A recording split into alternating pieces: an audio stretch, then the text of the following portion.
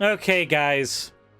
Those of you who are watching on YouTube are probably wondering what's going on here. Well, this is version 1.0 of my 3D model. We will be bouncing between 2D and 3D models as episodes go on. So, now you know. Let's go ahead and get into the video at hand. But we can't get into the video at hand yet because there's fan art to get into. So let's go ahead and... From Blue Feather, we have an edited piece here, which is Loki really wondering what the fuck is going on with his life. But apparently it's my fault that he changes. I don't remember that happening in the show. So, spoilers for Loki, I guess. It was all my fault. I did it. And next we have a piece from Duke Dulcie, which is a work in progress on their furry Suris. And then, finally, we have a Bunny Suris by Sin. It is a slightly updated version of one that was shown before. Thank you very much for submitting your piece, Sin. As always, everyone, thank you very much for the fan art. And now, let's go ahead and get into the topic at hand, which is, apparently, peanut butter proves God exists. Did you know that? Because I didn't know that. I would say... Neat. Let's, actually show the video that we're watching. Say this, any theory on the origin of life on the Earth, or any other planet as far as that's concerned, is a fairy tale. Alright, so it's the smallest clip right there, and there's more to it, but we're going to get into that in a second. But first of all, let's go ahead and just replay so that we know what was said specifically. Yes, any theory on the origin of life on the Earth, or any other planet as far as that's concerned, is a fairy tale. Okay, so any theory on the origin of life is a fairy tale. Based on that description, if we were to take that wholesale and be completely uncharitable with it, we could be total dicks and say, okay, then I guess the Bible's false, because the Bible definitionally fits the exact same category as theories of origins of life. But we're going to actually play the rest of the video, get some context.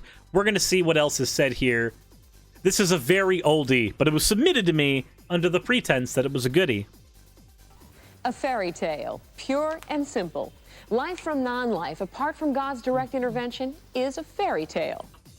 All right, so life from non-life, apart from God's direct intervention, is a fairy tale.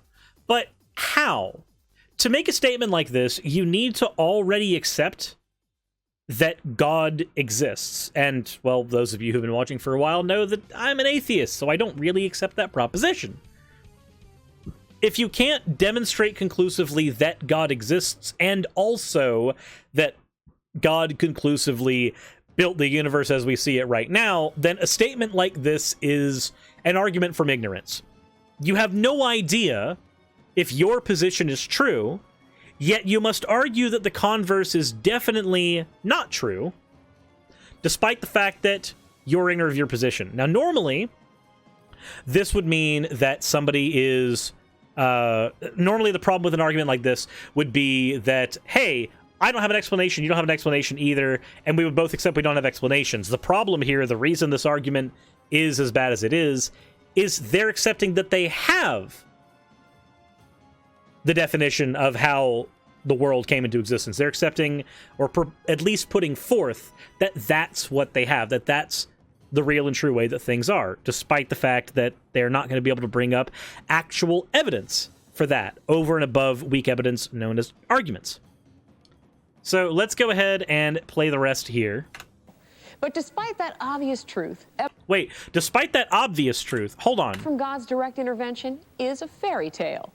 But despite that obvious truth... Obvious truth. Panda Rogue, thank you very much for the follow, but we have a problem here. How is it obvious? I have to ask you, if I could show somebody an example of a group of people who have no concept of a god at all, would it be considered an obvious truth that God created the entire universe? Probably not, because, well, that requires you to already have a preconception of what a god is, and moreover, a preconception that gods are creator deities. Without those two preconceptions, it's not obvious in any way, shape, or form that God created life. But the next part, as if you can read the subtitles here, the next part is very telling. Evolutionists continue to build their supposedly scientific case on a foundation that virtually rules out everything that follows after it. So, despite the fact that she's being condescending as shit, we're gonna have to get into why this statement is bullshit. But before we do that, Creepy Eevees, thank you very much for redeeming in Hara Hara. You fucking monster. Jesus. Anyway, the reason that this statement falls flat on its ass to begin with is the theory of evolution says nothing about the origin of life. For those of you who might be new to this kind of side of the internet, maybe you didn't know that, but the theory of evolution deals with the origin of speciation, the diversity of life. Life itself, the creation of life as a concept, is not touched by the theory of evolution at all. Evolutionist infers that Christianity is just as fallible, checkmate creationist. By using the same language, then yes, it would. But because evolution says nothing about the origin of life, and instead talks about the origin of species, what we have here is another logical fallacy. This is a category error. They're arguing that, well, God must be the creator of all life, and evolution therefore must be wrong, except there exists a middle ground here. Because these two things are categorically different, they're not mutually exclusive. It can be true, granted I'm an atheist, so I don't believe this, but it can be true that a God created life from non-life, and then evolution dictated the direction that that life went in the way in that it speciated. That is a possibility. That's a thing that you have to accept once you accept the fact that these are two very, very different categories of argument. Instead, they want to throw out evolution as something taught to kids, even though it is a well-established scientific theory and also a fact that we've seen demonstrated in lab and also just outside of laboratory situations. Despite all that, they rely on this conflation that evolution, the science of it, has to necessarily be separate from their idea of a creator deity. But they don't. Evolution teaches that energy, such as lightning or heat, plus matter, can occasionally create new life. That's not what evolution holds. What they're talking about here is something called abiogenesis. Now, for those who don't know, abiogenesis, unlike evolution, is not a theory. Abiogenesis is something that we are trying to work out. We've been able to replicate a couple of amino acids in the lab, and I believe over the last 10, 20 years, we've been able to replicate a few more amino acids than the original Miller and Urey experiments were able to replicate. However, abiogenesis and evolution are two separate phenomenons. Evolution is simply the speciation, the diversification of life. Abiogenesis is the emergence of life. These are two very different things. In a world where abiogenesis is true, it can technically be said that a creator god creating life the way we see it on Earth might not necessarily be true. Abiogenesis is what they have to fight against. The problem is that evolution, something we have witnessed on multiple different scales and variations, is taught in schools.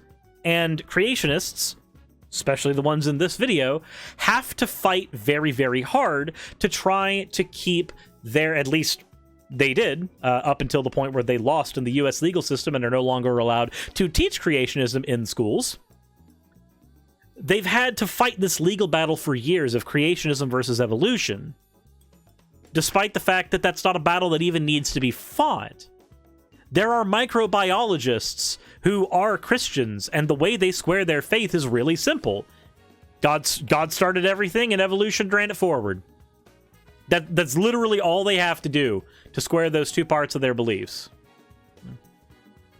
If they want to say that abiogenesis hasn't been proven, so it is just as likely that God created everything, I'd be more fine with that statement. Because abiogenesis, creating enough amino acids to construct the building blocks of life, we have not been able to do yet. We've not been able to fully replicate in a lab. I'd be perfectly willing to accept that. But that's not what they're arguing.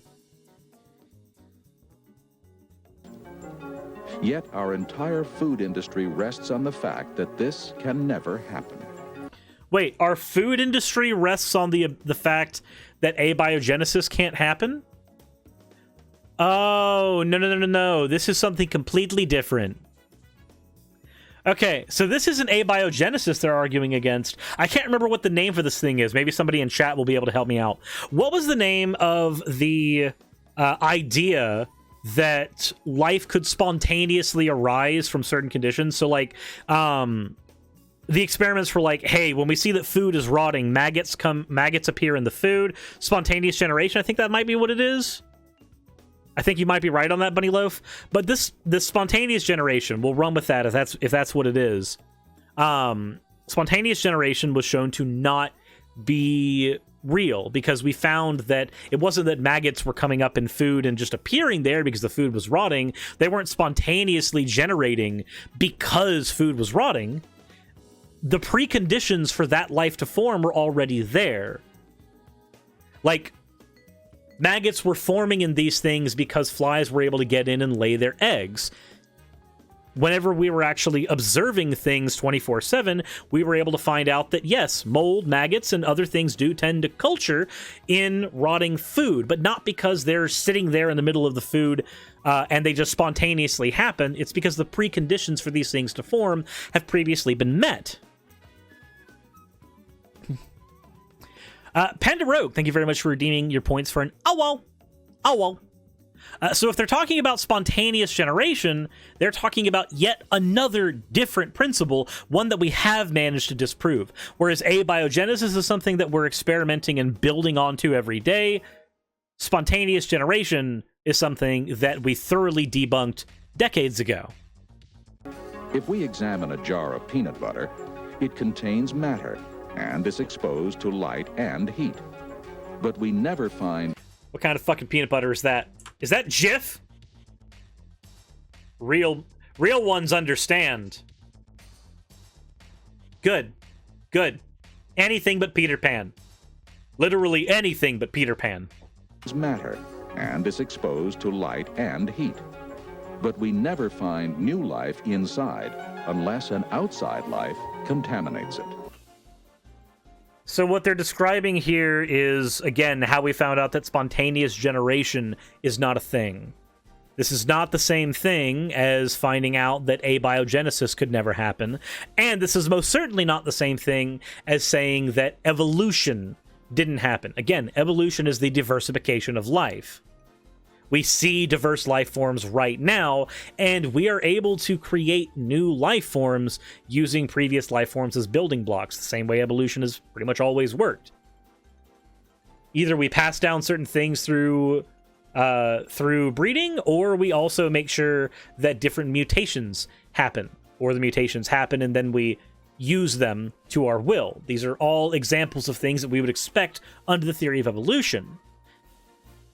Mold growing or not growing in peanut butter says nothing about this. If the theory of evolution was viable, then I should occasionally, by subjecting this to energy, end up having new life. Now we go down to the store, and if I open this jar of peanut butter, maybe not often, but on some occasion, I should find new life inside. No, you wouldn't.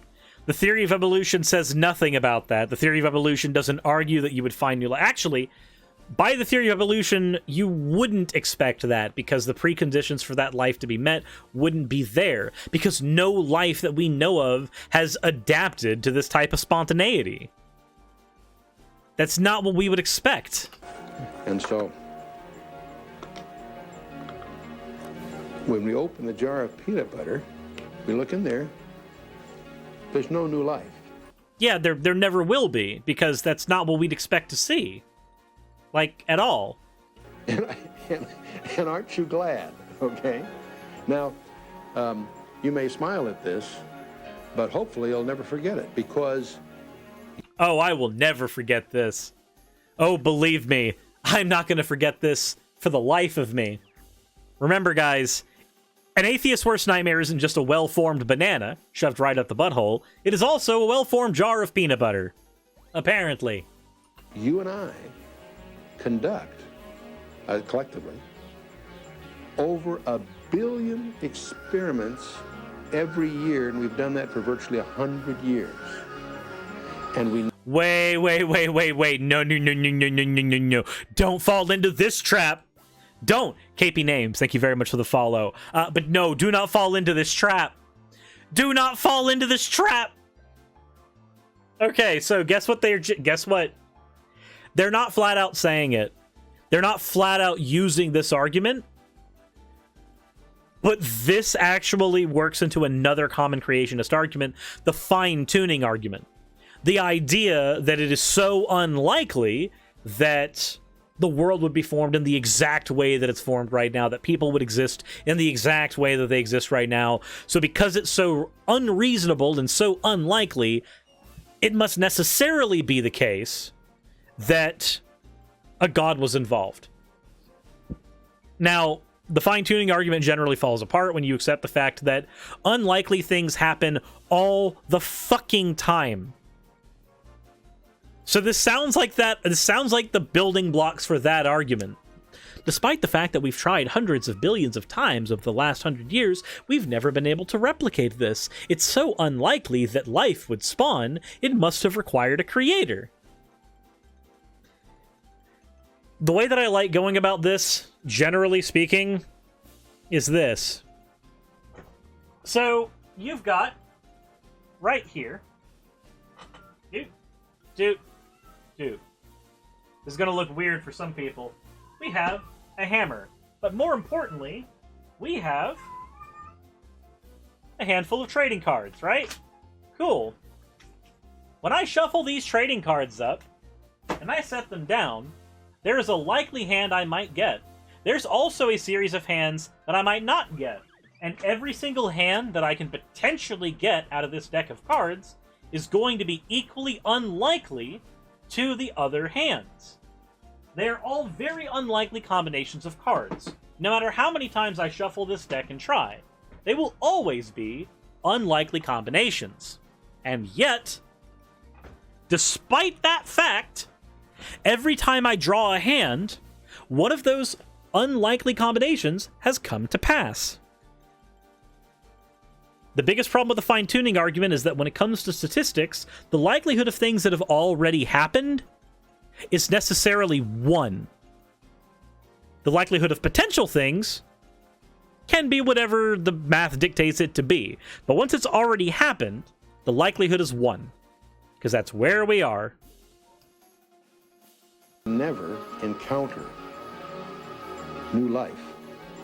In fact, the entire food industry of the world depends on the fact that evolution doesn't happen. No, it doesn't. In fact, the entire food industry of the world depends on evolution happening. Otherwise, we'd be eating small dinosaurs and not chicken breasts.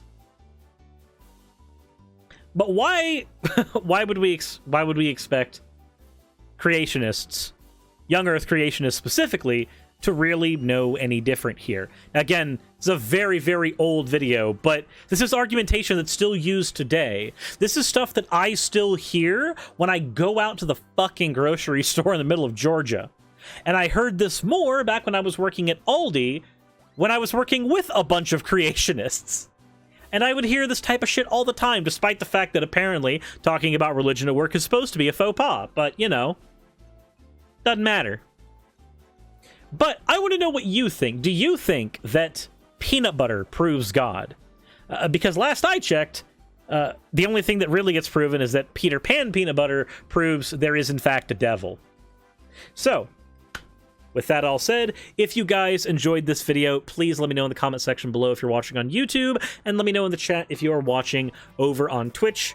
As always, everyone, you can support the channel by checking the links in the description. And thank you very much for tuning in. Insert end of video tagline here.